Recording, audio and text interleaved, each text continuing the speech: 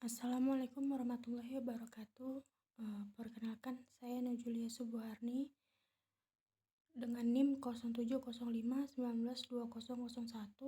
Prodi Fisika tahun 2019.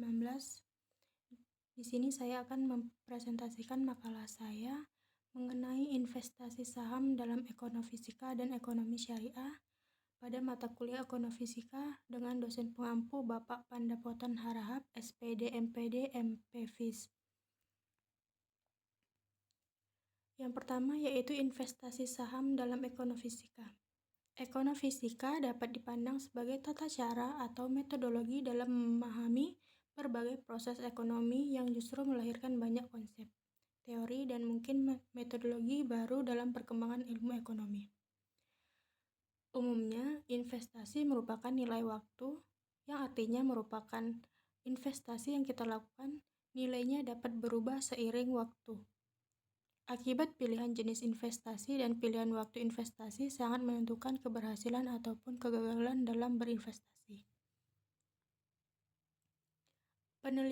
Penilaian terhadap suatu proyek dalam investasi aset real dapat menggunakan metode deterministik dan stokastik. Hull menyatakan bahwa setiap nilai yang berubah terhadap waktu dengan cara yang tidak tertentu dalam ketidakpastian dikatakan mengikuti proses stokastik. Dengan demikian, jika dari pengalaman yang lalu, keadaan yang akan datang suatu barisan kejadian dapat diramalkan secara pasti, maka barisan kejadian itu dinamakan deterministik. Selanjutnya yaitu investasi saham dalam ekonomi syariah. Pada dasarnya, berinvestasi saham perusahaan yang tidak bertentangan dengan syariat Islam adalah boleh, asalkan dalam berinvestasi saham tidak melakukan penipuan atau kecurangan yang dapat merugikan investor lainnya serta memenuhi rukun dan syarat dalam melakukan transaksinya. Saham sebagai investasi modal dapat diperjualbelikan di pasar bursa. Pada umumnya terdapat dua jenis saham yang dikenal dalam perdagangan bursa efek, yaitu saham biasa dan saham preferen. Pembahasan investasi berkaitan dengan pengelolaan aset finansial khususnya sekuritas yang bisa diperdagangkan atau marketable securities. Dalam hal ini adalah saham.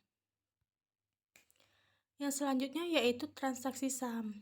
Dalam transaksi, investor dapat melakukan transaksi untuk suatu atau beberapa saham sekaligus, tergantung dari kebutuhan atau kemauan dari investor itu sendiri. Ada beberapa tahapan dalam melakukan transaksi saham yaitu yang ada di pasar bursa, yaitu diawali dengan order atau pesanan, kemudian pesanan harus jelas dengan menyebutkan jumlah beli atau jual. Selanjutnya pesanan harus menyebutkan harga yang diinginkan, dan terakhir yaitu pesanan yang harus menyebutkan jenis saham yang diinginkan. Sekian dari penjelasan dari makalah saya. Saya ucapkan terima kasih. Wassalamualaikum warahmatullahi wabarakatuh.